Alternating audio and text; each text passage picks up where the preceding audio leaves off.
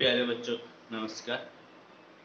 आज हम लोग ट्रिग्नोमेट्री में ट्रिग्नोमेट्रिक इक्वेशन यानी कि त्रिकोणमितीय समीकरण पढ़ेंगे और इसमें आज हम लोग पहले इसके डेफिनेशन को समझेंगे, फिर हम लोग प्रिंसिपल सॉल्यूशन समझेंगे, जनरल सॉल्यूशन समझेंगे और कुछ फॉर्मूला को हम लोग डिराइव करेंगे। तो आइए बच्चों, ट्रिग्नोमेट्रिक इक्वेशन यानी कि त्रिकोणमितीय समीकरण, नाम से यह स्पष्ट है कि इसमें एक ऐसा समीकरण होगा, एक ऐसा इक्वेशन होगा जिसमें कि आपका ट्रिगोनोमेट्रिक फंक्शन या रेशियो, कहने का मतलब है कि त्रिकोणमितीय फलन या अनुपात दिखाई दे। और हम जानते हैं कि ट्रिगोनोमेट्रिक फंक्शन या रेशियो यानी कि त्रिकोणमितीय फलन या अनुपात 6 होता है। 6 क्या क्या होता है आप भली भांति जानते हैं। साइन होता है, कोसाइन होता है, टेंजेंट होता है, कोटेजेंट होता है, सेकेंट होता है, कोसेकेंट होता है। कहने का मतलब कि साइन होगा, कॉस होगा, टेन होगा, कॉट होगा, सेक होगा, कॉसेक होगा।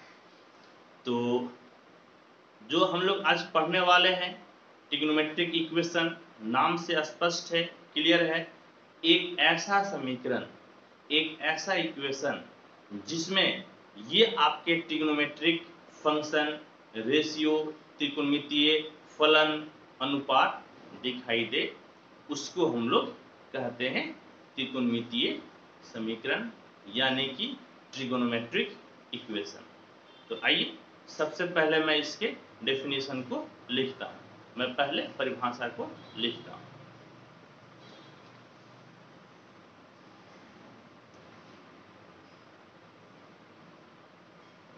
ट्रिगोनोमेट्रिक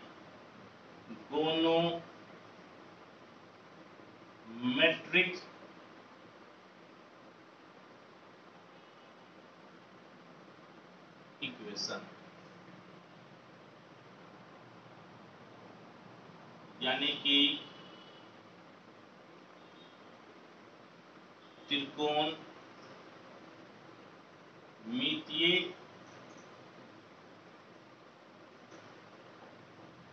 समीकरण। जो मैं बोला उसी को मैं अभी यहां पर लिखता हूं।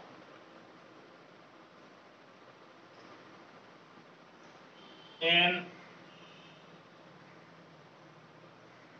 Equation involving trigonometric functions or ratios of unknown angle is called trigonometric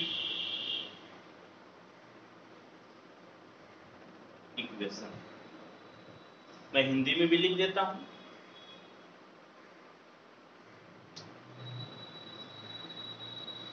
ऐसा समीकरण जिसमें अज्ञात कोण का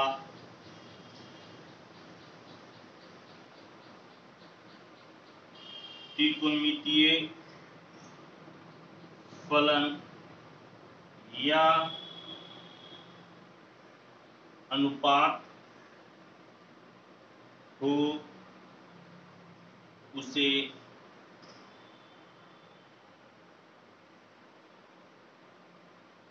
त्रिकोणमितीय समीकरण कहते हैं। एग्जाम्पल से समझते हैं क्या होगा एग्जाम्पल। तो एग्जाम्पल देखिए, example number 1, sine theta equal to half. देख लीजिए यहाँ पे अननोन एंगल है थीटा, जिसके बारे में हम लोगों को मालूम नहीं है। तो डेफिनेशन भी यही कहता है, क्या कहता है कि एक आपका समीकरण इक्वेशन होनी चाहिए सबसे पहली बात। तो देख लीजिए ये समीकरण है, क्योंकि यहाँ पर बीच में बराबर का चिन्ह है, इक्वल टू का चिन्ह है, साइन है, इसीलिए यह आपका एक इक्वेशन है यानी कि समीकरण। फिर क्या कहता है, इसमें ट्रिग्नोमेट्रिक फंक्शन होनी चाहिए, यानी कि साइन कॉस टेन ये सब होनी चाहिए। तो देख लीजिए यहाँ पर साइन है। फिर क्या कहता है, अननोन एंगल होनी चाहिए, यानी कि ऐसा कोण होना चाहिए जिसका मान हम लोग अभी नहीं जानते हैं। तो देखिए यहाँ पर थीटा है जिसका वैल्यू, जिसका मान अभी हम लोग नहीं जानते, इसीलिए इस तरह का इक्वेशन यानी कि ऐसे समीकरण को हम लोग ट्रिग्नोमेट्रिक इक्वेशन यानी कि त्रिकोणमितीय समीकरण कहते हैं। और भी कुछ एग्जाम्पल से समझिए। एग्जाम्पल और क्या हो सकता है, number 2, tan theta equal to 1। Number 3, cos square theta equal to -4 sine theta etc। बहुत सारा ऐसा हो सकता है जिसमें कि कुछ एग्जाम्पल मैं यहाँ पर लिया। ठीक है, होप कि ये कंसेप्ट आपको समझ में आ गया होगा। मैं आपको एक बार फिर से बता दूं, एक समीकरण होनी चाहिए। समीकरण इक्वेशन का मतलब हो गया कि यहाँ पर कहीं ना कहीं आपको इक्वल टू यानी कि बराबर का चिन्ह साइन दिखना चाहिए। फिर क्या होने चाहिए, तो फिर आपका ट्रिग्नोमेट्रिक फंक्शन यानी कि त्रिकोणमितीय फलन, कहने का मतलब है साइन कॉस टेन कॉस से कोसेक होनी चाहिए। तो है साइन है, टेन है, कॉस है, साइन है यहाँ पर। और एंगल अननोन होनी चाहिए, यानी कि एंगल अभी हम लोगों को ज्ञात नहीं होनी चाहिए। तो बिल्कुल है यहाँ पे थीटा है, थीटा है, थीटा है, थीटा है, जो कि ज्ञात नहीं है, जो कि हम लोग नहीं जानते हैं, फिलहाल नहीं जानते हैं। तो ऐसे समीकरण को, ऐसे इक्वेशन को हम लोग कहते हैं ट्रिगोनोमेट्रिक इक्वेशन यानी कि त्रिकोणमितीय समीकरण। ठीक है बच्चों, और अब याद कीजिए कि क्लास 9-10 में आप क्या पढ़े थे। जब आपको इक्वेशन पढ़े थे, समीकरण पढ़े थे, तो उसका हम लोग रूट्स निकालते थे, सॉल्यूशन निकालते थे, मूल निकालते थे, हल निकालते थे। यहाँ पर भी हम लोगों को निकालना पड़ेगा। तो आइए हम लोग समझते हैं उसको भी, यानी कि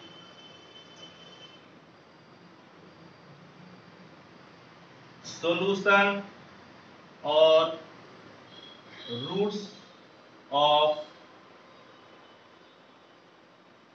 ट्रिगोनोमेट्रिक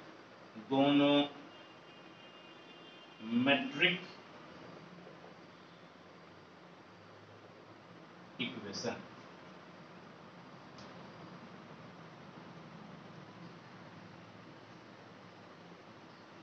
यानी कि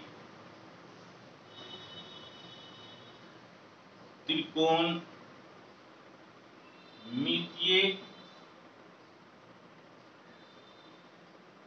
समीकरण का हल या मूल।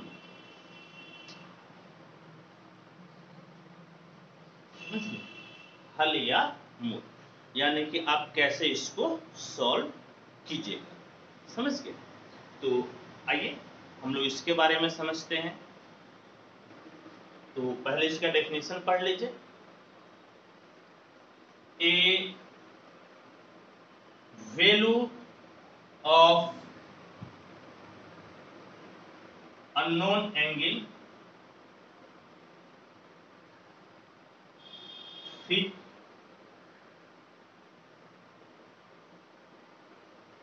satisfies the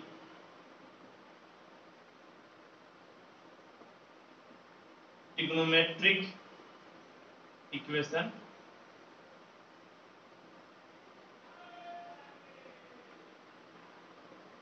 is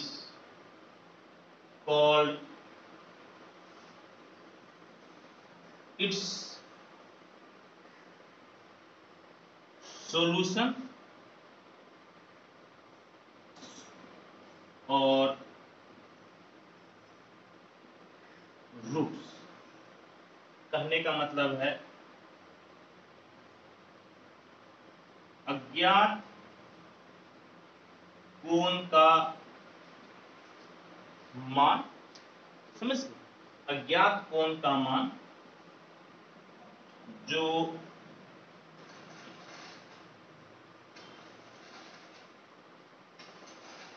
त्रिकोणमितीय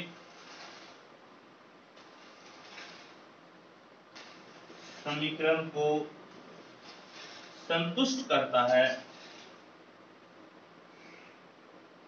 संतुष्ट करता है, उसे इसका हल या मूल कहते। ठीक है, तो क्या हम लिखें कि जैसे यहां पर हम लोग लिखे sine theta equal to half.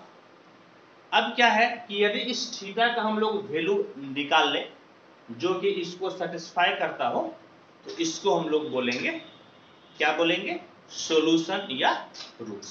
ठीक है, तो आप इसको नोट कीजिए और फिर मैं आपको एग्जांपल से समझाता हूं।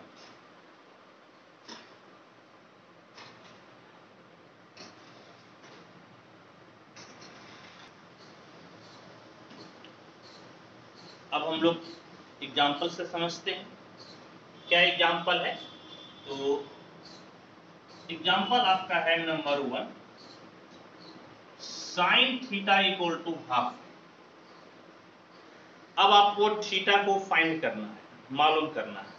तो एक चीज तो आप बोलिएगा, हाँ सर, यदि थीटा की जगह पे 30 डिग्री यानी कि 30 डिग्री रख देंगे तो हम जानते हैं कि sine 30 degree 30 degree equal to 1/2 होता है।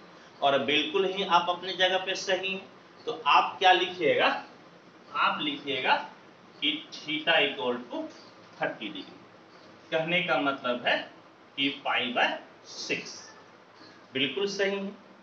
लेकिन एक चीज और आपको ध्यान में देना है। क्या ध्यान में देना है कि आप जानते हैं कि ये आपका फर्स्ट क्वाड्रेंट होता है, second quadrant, third quadrant, fourth quadrant, ये आपका 0 डिग्री, 90 डिग्री,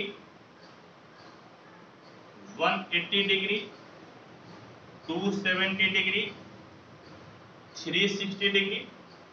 यहां पर साइन की बात हुआ है, साइन आपका पॉजिटिव है और साइन पॉजिटिव आपका होता है फर्स्ट क्वाड्रेंट में और आपका सेकेंड क्वाड्रेंट, समझ गए। तो थीटा इक्वल टू आप यदि 30 डिग्री लेते हैं ये फर्स्ट क्वाड्रेंट हो जाता है और सेकेंड क्वाड्रेंट में आप थीटा इक्वल टू 180 माइनस भी तो लिख सकते हैं। 180 माइनस कितना, 30 डिग्री। कहने का मतलब है थीटा इक्वल टू 150 डिग्री यानी कि 150 डिग्री। कहने का मतलब है कि यहाँ पे थीटा इक्वल टू सिर्फ और सिर्फ 30 डिग्री नहीं होगा बल्कि इसके साथ में 150 डिग्री भी होगा। कहने का मतलब है that is theta equal to 150 degree भी हो गया, यानी कि 150 इंटू π/180। यदि इसको हम लोग रेडियन में चेंज करते हैं तो ये आपका खत्म, आपका 5 3 × 5 = 15, 3 × 6 = 18 यानी कि 5 π/6। कहने का मतलब है कि if sine theta equal to half है देन थीटा इक्वल टू आपको क्या मिल गया, तो 30 डिग्री और 150 degree, that is theta equal to आपको मिल गया π/6 और 5 π/6। ठीक है, हालांकि थीटा का और भी हम लोग वैल्यू निकाल सकते हैं, लेकिन पहले इस कंसेप्ट को हम लोग समझते हैं कि ये कहना क्या चाहता है।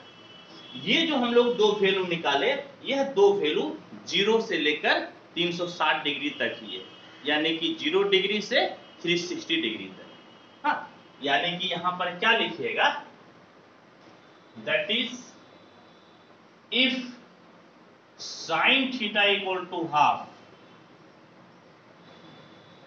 देन समझ गए, if sin theta equal to half, then value of theta between 0 degree and 360 degree are 30 degree and 150 degree। Hindi में लिखेंगे, क्या लिखेंगे, यदि sin theta equal to half तो 0 डिग्री तथा 360 डिग्री के बीच थीटा का मान 30 डिग्री तथा 150 डिग्री है। समझ गए, यानी कि आपको कितना वैल्यू मिल गया थीटा का, तो थीटा का आपको मिल गया 2 वैल्यू। हाँ, क्या क्या वैल्यू मिला, तो आपको मिल गया कितना, तो 30 डिग्री यानी कि 30 डिग्री, 150 डिग्री यानी कि 150 डिग्री। ठीक, इसी तरह से एक दूसरा एग्जांपल लीजिए। दूसरा एग्जांपल हम लेते हैं, मान लीजिए कि cos थीटा इक्वल टू है हाफ। समझ गए, cos थीटा इक्वल टू है हाफ, तो थीटा बराबर कितना हो जाएगा, आप बोलिएगा सर 60 डिग्री हो जाएगा, और 60 डिग्री का मतलब कितना हो गया, तो π/3। लेकिन फिर आप एक चीज समझिए कि ये आपका हो गया 0 डिग्री, ये आपका 90 डिग्री, ये आपका 180 डिग्री, ये आपका 270 डिग्री, ये 360 डिग्री। कॉस आपका पॉजिटिव है, और कॉस कहां कहां पॉजिटिव होता है, तो ये आपका फर्स्ट क्वाड्रेंट में, इसको मैं क्वाड्रेंट में लिख देता हूं, फर्स्ट क्वाड्रेंट में, और आपका फोर्थ क्वाड्रेंट में पॉजिटिव होता है कॉस। तो देखिए यहां पर थीटा बराबर कितना हो गया, 60 डिग्री, यानी कि फर्स्ट क्वाड्रेंट में आया। और सेकेंड क्वाड्रेंट में क्या तरीका है, तो सेकेंड क्वाड्रेंट में आपका है थीटा इक्वल टू 360 माइनस। समझिए 360 माइनस, आप कहिएगा सर 270 प्लस पे भी तो जा सकते हैं, लेकिन आप जानते हैं कि 270 प्लस पे आपका चेंज हो जाता है, इसीलिए वाई एक्सिस को आपको नहीं लेना है। तो 360 माइनस थीटा यानी कि 60 डिग्री, कहने का मतलब है कि आपका 300 डिग्री भी मिल गया। यानी कि आपको थीटा बराबर क्या मिल गया, तो थीटा बराबर 300 डिग्री, कहने का मतलब है 300 इंटू π/180, ये दोनों कैंसिल, फिर 3 से काट लीजिए, 3 नहीं बल्कि 6 से काटिए, तो 6 × 18, 6 × 5 = 30, यानी कि 5π/3 मिल गया। समझ गए, तो थीटा का 2 वैल्यू आपको क्या क्या मिला, तो थीटा का 2 वैल्यू मिल गया, एक 60 डिग्री और एक आपको मिल गया 300 डिग्री, यानी कि एक मिल गया π/3 और एक मिल गया आपको 5π/3। तो ये जो हम लोग 2 एंगल निकाले, यह 2 एंगल हम लोग 0 से लेकर 360 डिग्री के बीच में निकाले। कहने का मतलब क्या लिखिएगा, that is if cos theta equal to half, then value of theta between 0 degree and 360 degree are 60 degree and 300 degree. कहने का मतलब है हिंदी में, यदि cos थीटा बराबर 1/2 तब 0 डिग्री तथा 360 डिग्री के बीच थीटा का मान 60 डिग्री तथा 300 डिग्री है। समझिए, यानी कि 0 और 360 डिग्री के बीच में आपको हमेशा 2 वैल्यू मिलेगा। समझिए, चाहे आपका, जैसे कि मैं दोनों ही पॉजिटिव में लिया हूं, यदि आप निगेटिव में भी लेते हैं तो आपको सिर्फ और सिर्फ 2 वैल्यू मिलेगा। किसके किसके बीच में, तो 0 डिग्री और 360 डिग्री के बीच। समझिए, तो होप कि ये कंसेप्ट आपको समझ में आया होगा बच्चों। अब आप इसको लिखिए और फिर हम लोग पढ़ते हैं प्रिंसिपल सॉल्यूशन।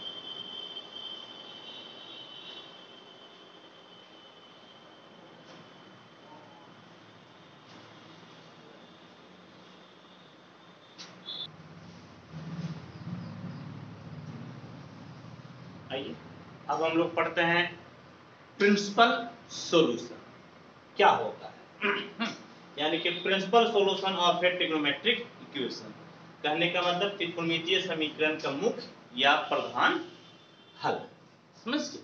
तो क्या होता है, पहले मैं डेफिनेशन लिखता हूं फिर मैं आपको समझाता हूं।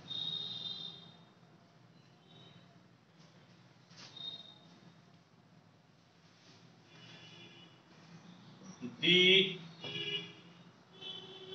value of a trigonometric equation lying in the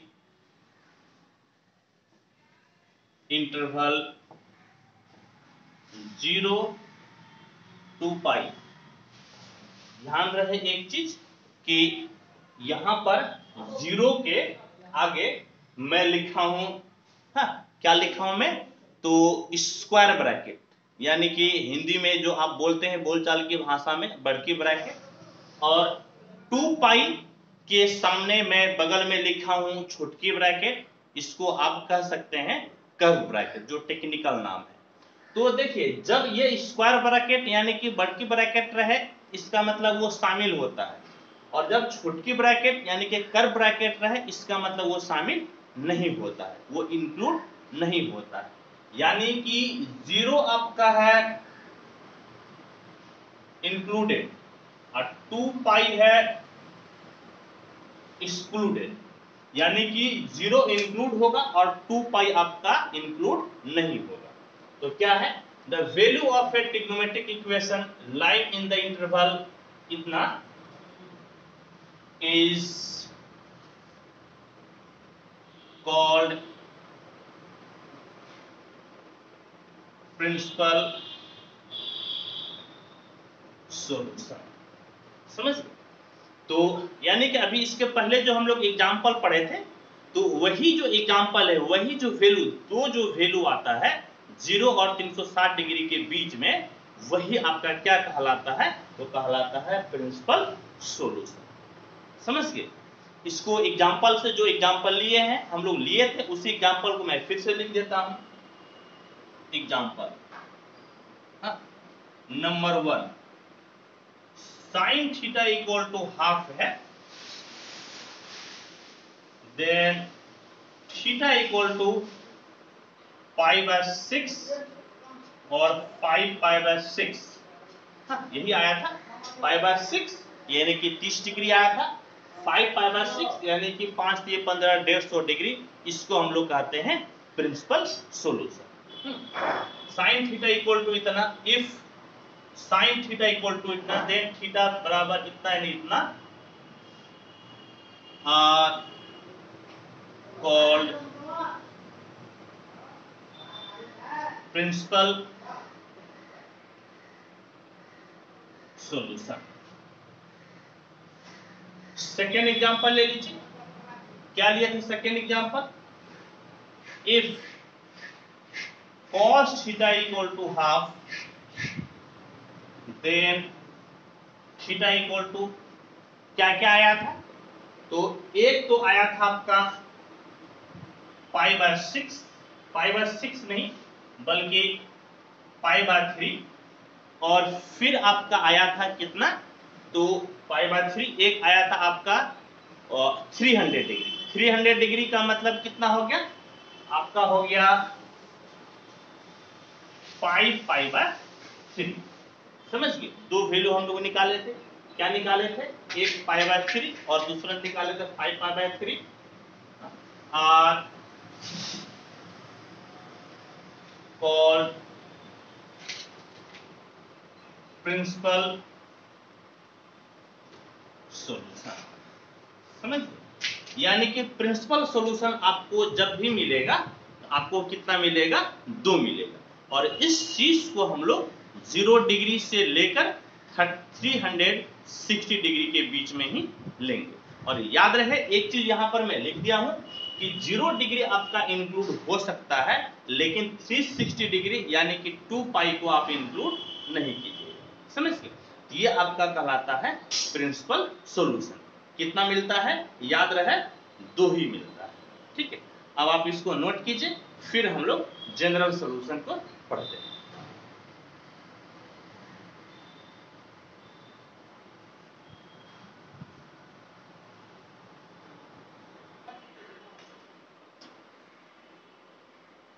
आइए अब हम लोग पढ़ते हैं general solution of a trigonometric equation, यानी कि त्रिकोणमितीय समीकरण का व्यापक हल। आइए क्या होता है, पहले डेफिनेशन को हम लोग पढ़ते हैं। The solution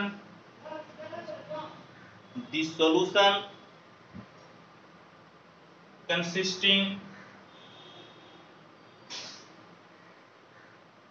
all possible solutions of a trigonometric equation is called its general solution। पहले मैं हिंदी में लिख देता हूं, फिर मैं आपको समझाता हूं। क्या हिंदी में कि किसी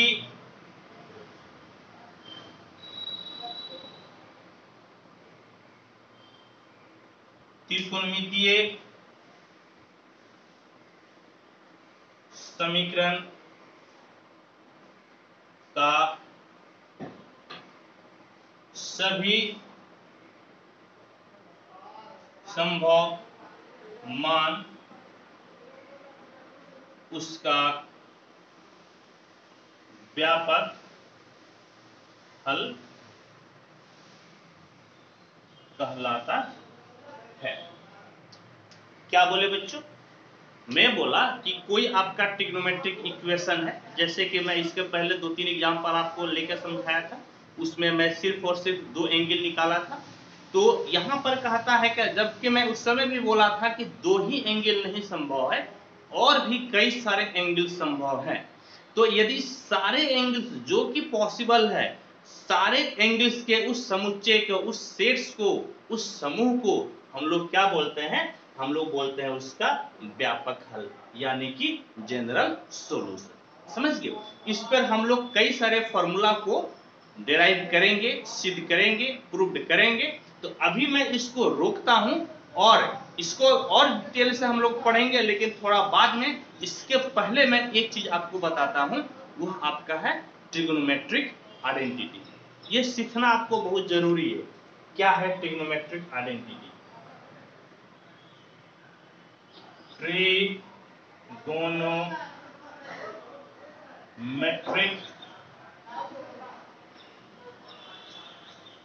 आइडेंटिटी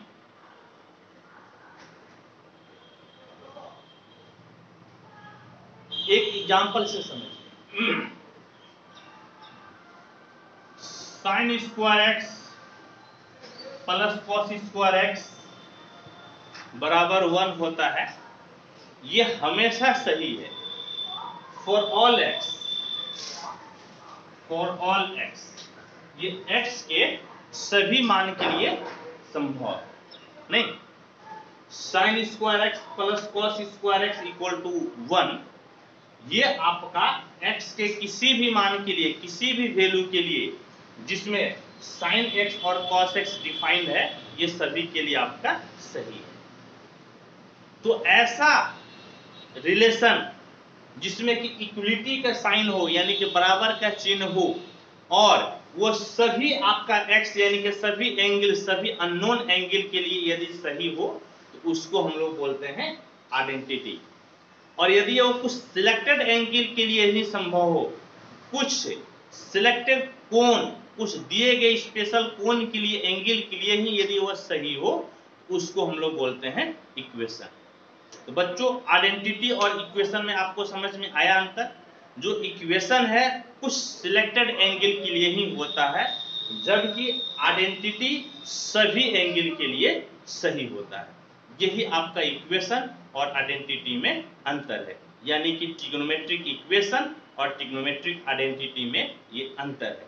इस अंतर को आपको समझना चाहिए, ठीक है?